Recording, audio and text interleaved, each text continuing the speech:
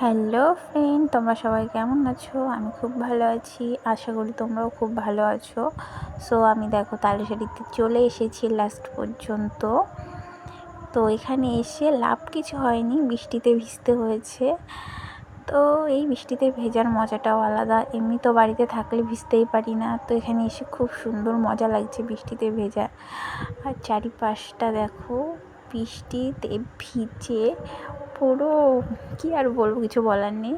আর এখানে আমি অনেকবার এসেছি, অনেকবার। এটা আমার পিসির বাড়ি এলাকার এই তাল গাছগুলো দেখছো, এগুলো আমার পিসির মানে শ্বশুর বাড়ি।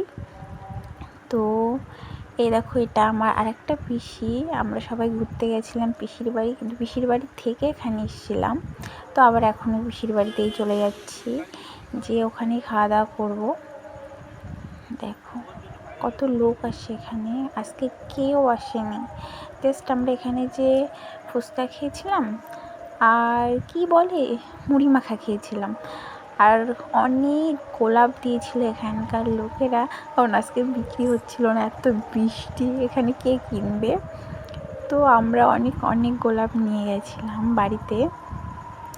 আর এটা অনেক আগের ভিডিও, আমি আপলোড করতে পারিনি, তাই এখন আপলোডটা করে দিলাম।